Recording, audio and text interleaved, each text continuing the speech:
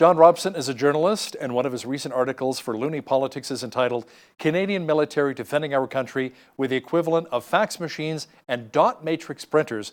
And he joins me once again from Ottawa. John, welcome back to Bridge City News. Thank you. Now, is it really that bad? How old are our current fighter jets? Our current fighter jets are so old that it's frightening, although they were picked in a competition that ended in 1980 and they began to be delivered in 1982, which is, a bit like taking a Sopwith Camel into the Battle of Britain, except, of course, they were upgraded 10 years ago. But if you imagine, the phone you had 10 years ago or the computer you had 10 years ago, it's clear that our planes are behind the curve. And I mean, everybody, it takes a while to replace planes and so on, but we are flying an airframe from the Carter years with electronics from George Bush Jr.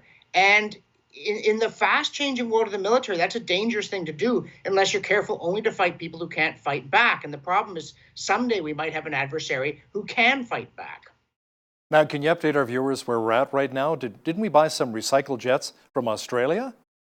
Yeah, we got more of the CF-18s from Australia, presumably a little bit newer, and I believe 2 have actually been delivered.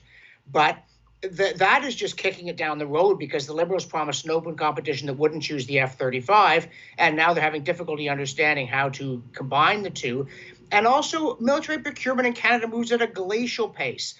Sometimes it takes years not to buy something. But it routinely takes 10 or 15 years to make a decision and get even something just as simple as a new sidearm. And major equipment can take 20 or 30 years, which is just bizarre. I mean, I sometimes wonder if the people in the military even know that World War I, unless you're Chinese, World War II, unless you're Chinese, was fought in a total of 6 years. We went into that war with soldiers on maneuver pointing sticks and shouting bang and 6 tanks. And we came out of it with something like the 4th largest army and 3rd largest navy in the world. Imagine if that attitude were adopted today, how quickly we could create advanced fighter planes, advanced land vehicles, all kinds of stuff. But instead, we've gotten so used to it that when they tell us, well, the competition will take 5 years, and then we'll sign a contract in 3 more. How long does it take to write your name on a piece of paper? And then it'll be 10 or 15 years before we get the stuff. Even the F-35s worry me because people say, well, they'll be in use in 2040. That's more than 2 decades away. They're building drones the size of hummingbirds, and we're going to be flying manned aircraft. I think that nobody seems to really understand what they understand. They know how fast technology is moving. They know how nimble it's becoming. And then you get this procurement system that would have embarrassed the Austro-Hungarian Empire. So, John, realistically, we're looking at at least 20 years before we'll see new aircraft for the military? It seems that we will probably get some within 5 or 10 years, but we won't get them all for another 15, and then we plan to keep them flying. And if past experience is any indication, I mean, the planes we replaced with the CF-18 were Voodoos, which date to the Eisenhower era. So we'll probably try and keep them flying for a long time. But in the face of what threat? Again, if all we're doing is intervening in places like Libya, we're probably okay. But what if we get into a confrontation with China?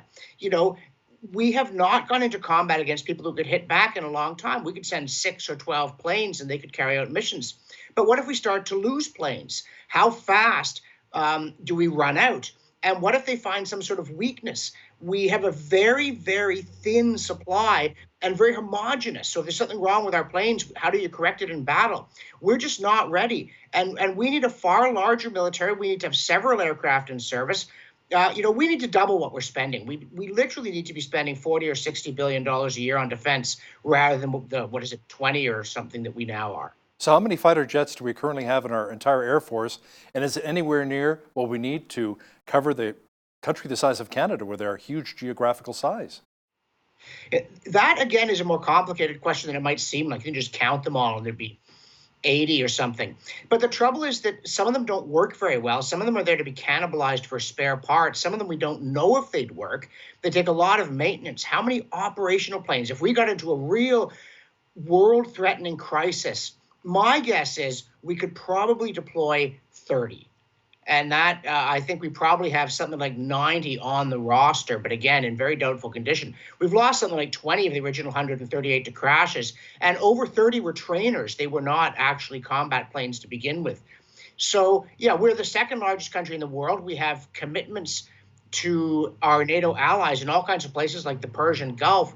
We're just not ready. We're essentially trusting Uncle Sam. It's, hey, let's you and him fight, which even the British are kind of doing nowadays. And sooner or later, for whatever reason, whether the Americans get fed up or they just get incompetent or get a president who's an idiot, that approach isn't going to work. And then we're going to look very, very silly. Right now, the British are having trouble protecting oil tankers in the Strait of Hormuz. They could probably take back the one the Iranians seized, but they'd have real trouble escorting it out of the threatened area. They've got something like 20 warships. They used to have 80. They sent something like 100 ships to the Falklands.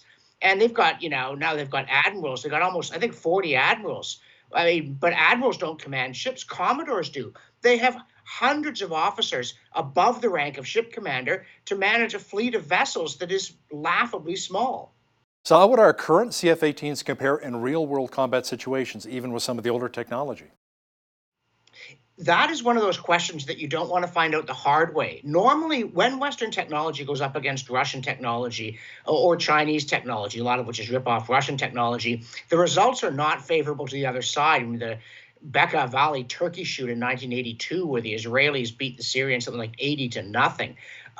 So they might turn out to work well. Our avionics might be better and more reliable. But if they're not, if the other side has better surface-to-air, air-to-air missiles, we're going to be in a heap of trouble in a big hurry. Even World War II, right? They were shooting bullets at each other. Now they're shooting advanced missiles. And how many missiles have we got? Once you're out of missiles, your plane isn't much good to you. We just don't have any depth. We can only fight wars that go really well. The minute things start to go wrong, the largest air force in the world, of course, is the American Air Force. The second largest air force in the world is the United States Navy Air Force. And the third largest air force in the world is the United States Army Air Force. They all have hundreds of planes. And we've got a handful that we aren't sure are going to work. And the Americans have more than one kind of plane in service, too. So if there's something wrong with one, you might say something wrong. What do you mean, the wings fall off? No, but there might be a vulnerability. You don't know until you get into combat conditions if there might be some performance characteristic that doesn't work very well and the enemy has found out and can exploit. So they're ready to fight even if they're losing planes. We're not. And we're not ready if there is a flaw in the CF-18s. We don't have a CF-16 or a CF-14. We don't have a backup plan. How about investing some of our money into modern technology when it comes to drones instead of a lot of the aircraft? My own preference would be, if I was the head of the army, yeah, we're not going to get a manned fighter. We're going to get an unmanned fighter. There are problems there too. They might get hacked, but so might a manned fighter. Their avionics is now, they're so dependent on that. But it seems to me the drones can do things, including G-forces that would kill a human pilot. They can hover, they can be tiny. I just don't think manned combatants are the future, especially not in 20 years. I mean, I have to remind people sometimes, the iPhone was invented in 2007. That was just 12 years ago. The iPad in 2010. We haven't had tablets for a decade. And you're telling me what plane is going to dominate airspace in 25 years? I don't believe you. Again, you think a World War I plane in World War II? Not a hope. A World War II plane over the Suez Canal in 1970 or over Vietnam? Utterly, horribly, laughably not suitable. But we've got planes that are 25 years old, and we're planning to get more planes that are 25 years old. Not just the Australian ones, but the planes we're going to buy we think are going to work for a quarter century. And again, you look at the drones and those headless robots. I mean, this stuff's kind of spooks me. But in terms of that's where the military is going, we talk a lot about innovation. Let's try doing some. Now, many Canadians see military spending as non-priority. I think, like we mentioned earlier, because of our brothers and sisters to the south, we rely on them for protection, the Americans. Is that a fair assessment? I think that's a fair assessment as far as it goes, but I want to say something even less kind. A lot of Canadians think that the Americans are the ones causing the trouble in the world, that we don't really have enemies. Now, you look at our prime minister. How much does he really understand the threat we face from China? There's capabilities on the one hand, but also just intentions. Does he realize how much the Chinese hate us? Does he understand what the Iranian government thinks about us? So I think that Canadians have to wise up. It's like, like the late 1930s. Well, what could possibly go wrong? We're safe, we're across an ocean, and everybody loves us. And then it turns out everybody doesn't love us, and the bad guys can cross oceans. So it's true that the United States is very well armed and liable to handle any threat. They can't, of course, allow something to happen to Canada. That's been American policy since 1938. But there's something demeaning about being dependent upon your neighbor that you like to dislike. And also, it's I mean, you should look after your own defense just in case they get caught napping. And we're facing things like, a cyber attack. It's not just conventional. How prepared are we for electromagnetic pulse? Does anybody in our security establishment think we should put Faraday cages around the controls of our nuclear reactors and our critical infrastructure, from hospitals to hydro facilities? It's a fairly obvious and reasonably cheap way of protecting ourselves from a devastating sneak attack. And I shudder to think of how bad our government cybersecurity is. And of course, if you ask them, you get that blah, blah, blah, we've got top men working on it, they will reassure you in tones that ought to fill you with panic. John, do you think Canadians should really make this an election issue, more military spending? I think they should. I doubt they will. But yes, I think that the first duty of government is to protect the lives and liberties of its citizens from armed attack, armed insurrection, and criminal violence. And unless that gets done, nothing else matters. And we are spending over, close to $1/3 trillion a year now in the federal budget. Surely we could find 10% of that to make sure that we are protected from violence. And then we can continue to enjoy the lifestyle that we so cherish. It's amazing to me that we're not having more of a debate about whether the world is dangerous. And people are pointing out the American Democrats seem to have this problem too. Their candidates' debates don't feature the world. But one reason why is the United States has become energy self-sufficient. We are far more exposed in many ways to trouble in the world even than the Americans are. And we just need to start acting like adults about it. Any idea what actual costs would be involved to get Canada back on a reasonably equipped military? And let's talk about submarines and maybe some aircraft carriers and some of the other naval ships as well. We have some big borders that we need to defend as well in case the Americans are not nearby. Yeah, I'm saying we need to double military spending. I'm saying we need another $25 billion. We need to increase the size of the reserves and the conditions of pay and so on. We need to increase the regular forces. We need to improve recruitment. We need an aircraft carrier or a drone carrier, perhaps. We need up-to-date sidearms. We need almost everything, icebreakers, supply ships. We need virtually everything that a military could need, and we need to commit to spending that money and continuing to spend it.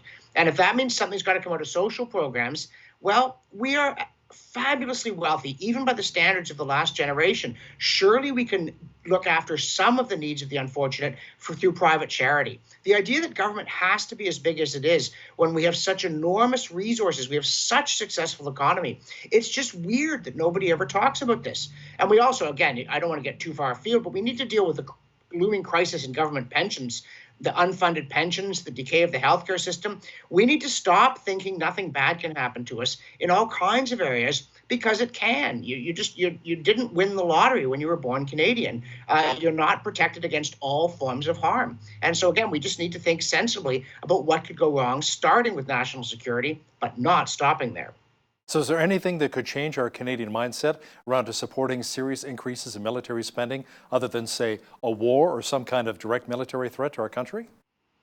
I'm afraid it will take some kind of serious international incident. I mean, if the Chinese decide to crush freedom in Hong Kong and then attack something else, maybe people will start taking it seriously. If the North Koreans should actually use weapons of mass destruction, if Russia were to invade another neighbor, there are things that could happen, but these are all things you really don't want. A major war in the Middle East, an attack on Israel, including possibly with weapons of mass destruction. When you wake up and look at the headlines and go, how could we have been so stupid? But that's no way to conduct foreign policy. I thought we'd learned that decades ago, that what you want to do is take such precautions that you don't one day read Pearl Harbor in flames, because then you can rebuild. The Western democracies have been very successful at doing that, but we've been very foolish in letting ourselves get into so much trouble. We almost lost World War I because we didn't take the German threat seriously. We almost lost World War II. There were times in the Cold War when it felt like we were trying to lose it, and only Soviet incompetence saved us from ourselves. This is just, it's no way. This doesn't vindicate self-government, so let's smarten up. John Robson, National Post columnist, thanks a lot for joining me today from Ottawa. Thanks for having me on.